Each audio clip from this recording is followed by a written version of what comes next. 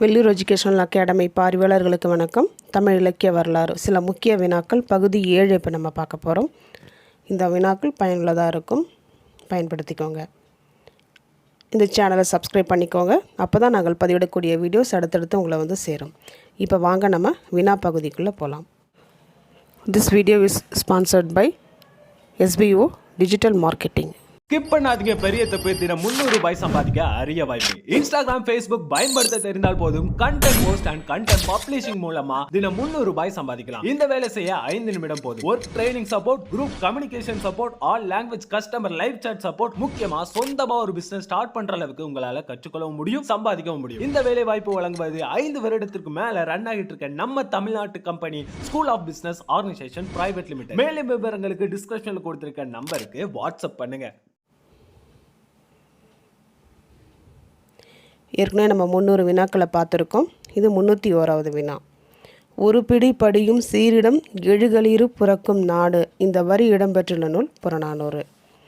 இதை பாடியவர் ஆவூர் மூலங்கிழார்.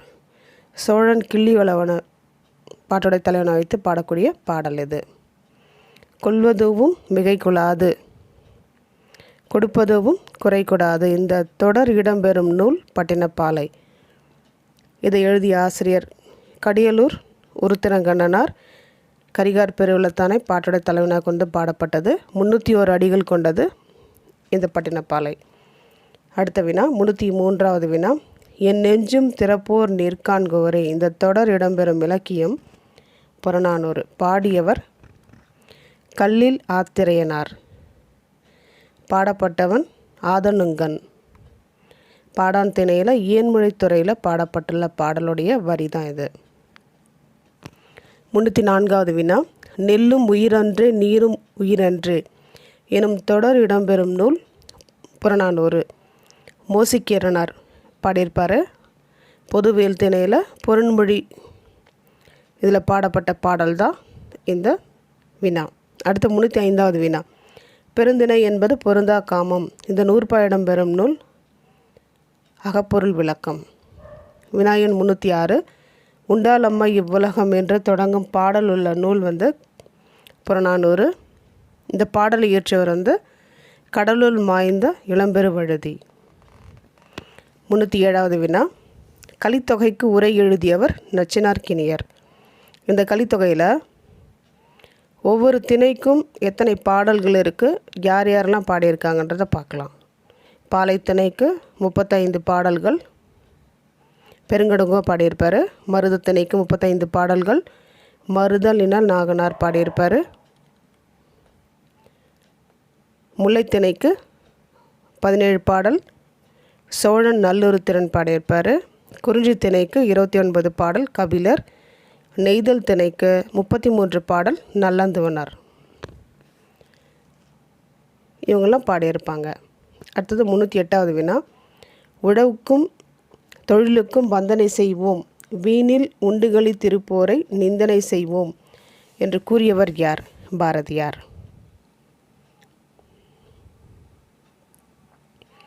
வையையை மிகுதியாக சிறப்பித்து கூறும் நூல் பரிபாடல்.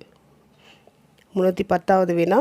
இயற்றமிழ் எண்ணத்தை ஊட்டும் இசைத்தமிழ் உள்ளத்தை உருக்கும் நாடகத்தமிழ் நடந்து காட்டி மக்களை நல்வழிப்படுத்தும் என்று சொன்னவர் முத்தமிழ் காவலர் கியாபே விஸ்வநாதம் அவர்கள்.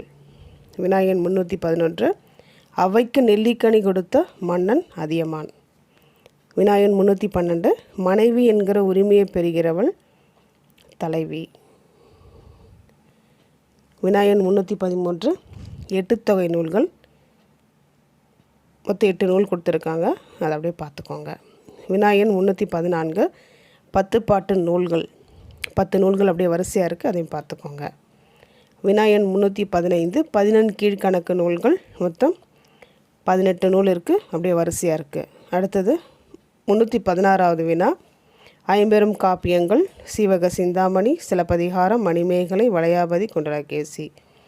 வினாயன் 317. திருக்குறளுக்கு எழுதப்பட்ட உரைகளில் சிறந்தது பரிமேல் அழகர் எழுதிய உரை. வினாயன் 318. ஐவகை நிலங்களின் பெயர் குறிஞ்சி, முல்லை, மருதம், நெய்தல், பாலை. 319வது வினா. முத்தமிழின் வள்ளல்கள் பாரி, பேகன், அதியமான், சீதக்காதியார். வினாயன் 320 மக்களிடம் வளர்ந்து வரும் வேற்றுமை உணர்வுகள் எவை என்று தமிழ் இலக்கியம் சொல்லுதுன்னு பார்த்தோன்னா, வகுப்புவாதம், தீண்டாமை, பிறப்பால் உயர்வு தாழ்வு சிந்தனை, கண்மூடி வழக்கம், இதெல்லாம் தமிழ் இலக்கியம் சொல்லுது. மூட நம்பிக்கை, பெண் அடிமை.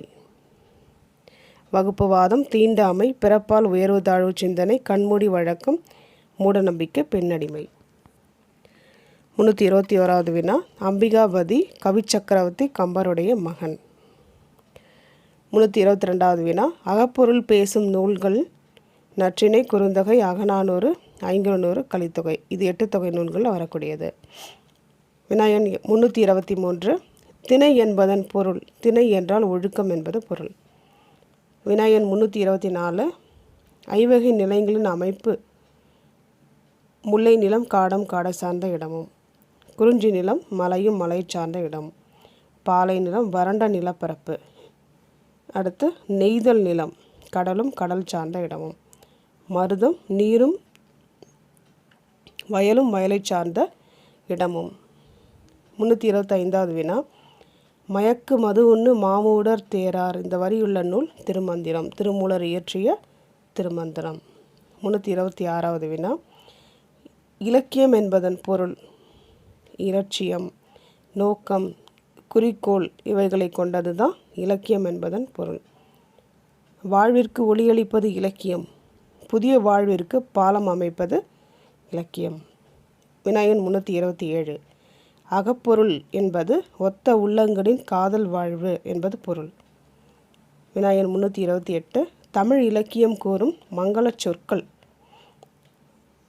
திரு, புகழ், சீர், மதி, யானை, தேர், பரி, நீர், எழுத்து, பொன், புயல், நீலம், நிலம், கங்கை, மலை, மணி, பூ, அமிர்தம், பருதி, உலகம், சொல், கடல், ஆரணம். 22 வார்த்தைகள் கொடுத்துருக்காங்க. தமிழ் இலக்கியம் கூறும் மங்கள சொற்கள் இவை. வினாயன் 329 அட்டமூர்த்தங்களின் பெயர்கள். அஷ்டமூர்த்தங்கள் அப்படின்னும் போது 8 வகையான இருக்குது. பூமி, நீர், அக்னி, காற்று, ஆகாயம், சூரியன், சந்திரன், ஆன்மா. வினாயன் 330 16 பேறுகள்.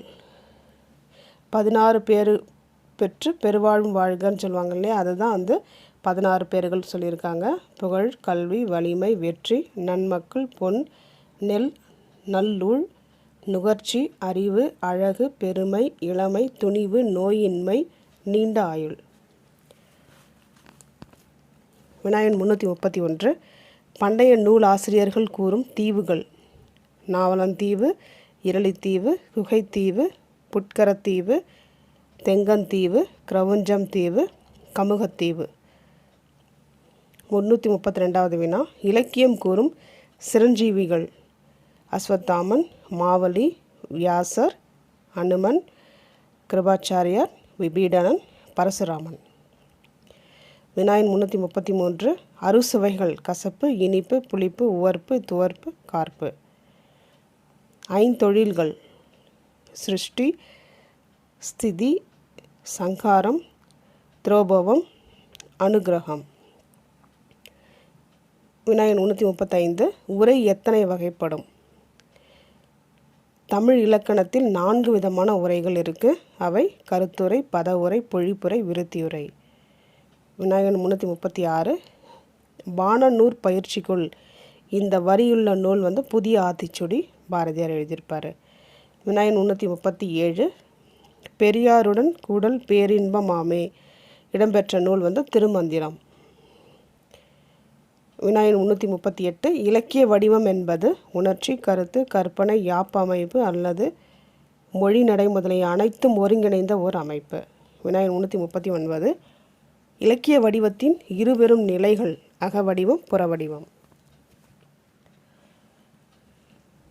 வினாயன் 340 இலக்கிய வடிவ வகைகள்.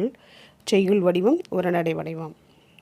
வினாயன் 341 புறத்திணை துறைகளின் பெயர்கள் வெற்றி, கரந்தை, வஞ்சி, காஞ்சி, உழிஞை, நொச்சி, தும்பை, வாகை. வினா எண் 342 புறவாழ்வு என்பது எதை குறித்து வருதுன்னு பார்த்தோன்னா கல்வி, வீரம், கொடை, புகழ். வினா எண் 343 பரிதிமாற் கலைஞர் புறநானூற்று வரலாற்று அடிப்படையிலான நாடகம் அவர் எழுதிய நாடகம் எதுன்னு பார்த்தோன்னா மான விஜயம். வினா எண் 344 முதற் சங்கம் நிறுவிய இடம் தென்மதுரை.